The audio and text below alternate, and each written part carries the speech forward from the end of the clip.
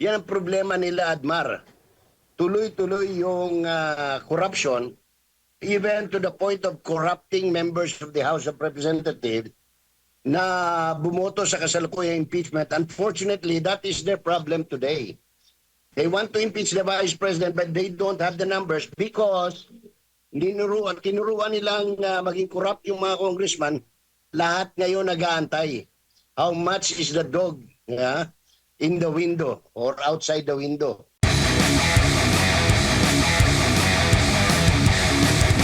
Nitong nakalipas na mga linggo ata, nung nakapanayam po ng Bloomberg ang Pangulo, nababahala raw ang Pangulo na baka mabura ang kanyang legasiya, Manong Jay.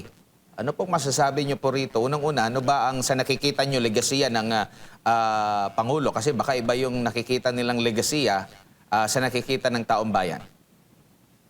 Yung nga, unang itatanong ko sa mga kinaukulan, kina Secretary Gomez, kina Yusek Castro, ano ba legacy ang ayaw niyang mabura? Yan ba yung wala siyang ginawa? Yan ba yung legacy na gusto niyang mapanatili na nakawan, kaliwat kanan? Pandarambong, kaliwat kanan? Pagsisinungaling, kaliwat kanan? Yan ba ang legacy na gusto niyang mapanatili? Because kung ang legacy pinag-uusapan niya ay good governance, wala siyang legacy ganoon. Ang legacy, nahaharap tayo sa problema, and yet, ang inuuna ng kanyang administrasyon is the impeachment of the Vice President. Ay impeachment kuno. Pero ang problema, hindi naman talaga impeachment ang ginagawa nila. It is vilifying, sinisira ang pangalan, dangal ng pangalawang Pangulo na dapat sana'y katuwang niya kung tutuusin dito sa pagharap ng problema ito, Admar. Opo. At mayroon namang payag ang anak ng dating presidente, kasalukuyang kongresista ng lungsod po ng Davao, si Congressman Pulong, at nag-real talk siya rito, na ang legasiya daw nitong ng kasalukuyang administrasyon ay ang korupsyon, Manong Jay. Yes. Malinaw naman yan eh. Saan ka nakakita na ang pinag-uusapan dito, yun lang hayag, yun lang mga nadokumentuhan, ay 1 trillion na mahigit sa kasaysayan ng Pilipinas at sa buong mundo. Ngayon lang nangyari na ang corruption sa isang administrasyon ay lumampas sa billion threshold at umabot sa trillion threshold. Whether in dollars, in dinar, or in pesos, Admar. Grabe, talagang nakakahiya, no? At ito ang legacy, walang ibang legacy na maiiwan si Ferdinand Marcos Jr.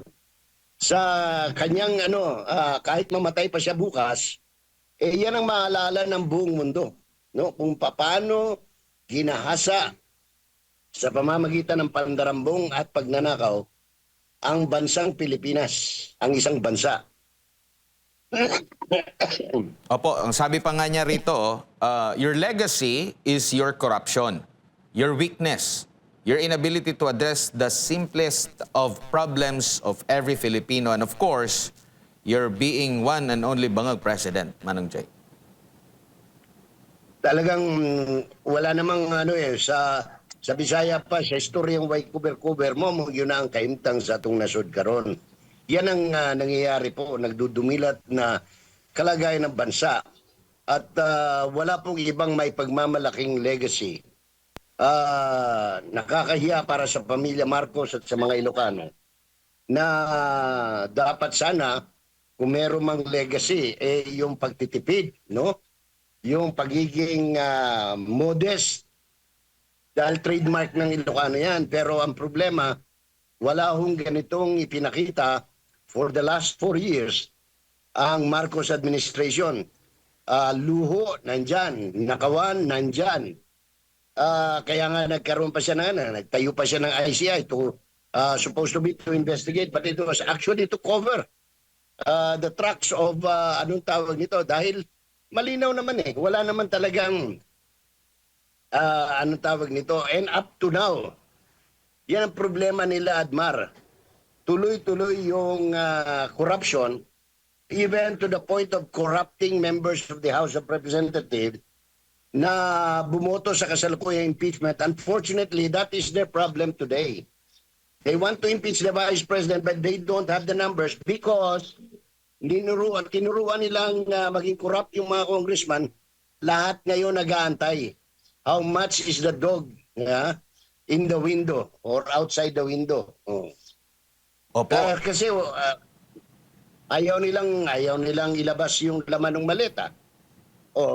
Gusto nila ngayon yung tinatawag na FLR for future release, pipirmahan ng presidente.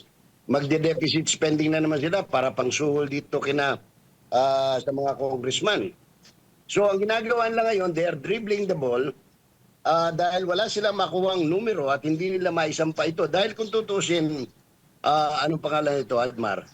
Matagal nang naisampa dapat yan sa Senado dahil sinabi nila, kompleto, sufficient in form, sufficient in substance, sufficient sa grounds. So dapat yan, lahat, wala nang investigasyon na nangyayari. At dapat yan, wala nang hearing. Dapat yan isinampa na sa plenaryo and the plenary should have voted for it and submitted to Senate for the trial. Ang problema, hindi nila magawa yan. So ang ginagawa nila ngayon, nagkakaroon sila ng mini trial pero ngayon pansinin mo yung mga congressman na nagsasalita, sina Ortega, sina Ridon, ang sinasabi nila ratings because gusto nilang bumagsak yung rating ng Vice President.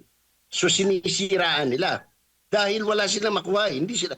Mismo si Representative Zamora ng San Juan City nagsabi, ang basis nila for the hearing is the chismis ni Trillanes na maraming pera sa bangko matagal ng kwento yan na walang katuturan.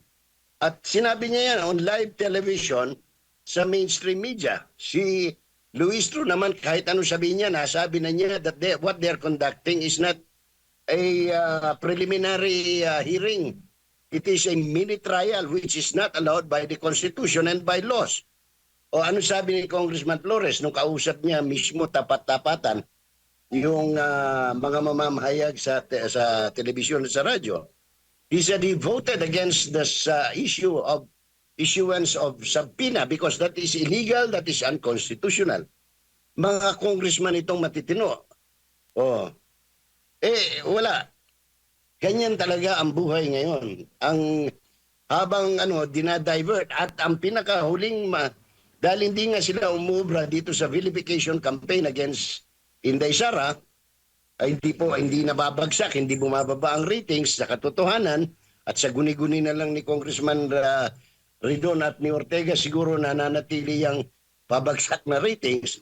Ang inuupakan naman nila ngayon, yung best friend ng dating presidente, si Pastor Apollo Kibuloy. By way of a court order na walang kalinawan kung paano siya sagawa, sinasabi lang inspection on the properties. And I do not know, ngayon lang ko nakakita, ang tagal kong reporter sa Justice and Court na nag-issue ang court ng with no pun intended to the honorable judge, no? Na nag-issue ng order for an inspection on a case on the properties of a case relative to human trafficking, no? Kaya talagang mapapailing ka sa nangyayari ngayon to divert the attention of the public para against the flood control scandal corruption, no? Na umabot nga ng 1 trillion at saka itong problema natin ngayon sa langis at petroleum product, Admar. Opo, sabi nga rito ni Congressman Pulong Duterte, quote and quote sa kanyang statement, Filipinos are not concerned about preserving political legacies. They are concerned about their daily struggles, the rising of cost of living, and a government that should be working for them, not for itself. Correct. Legacy is not claimed or protected by words.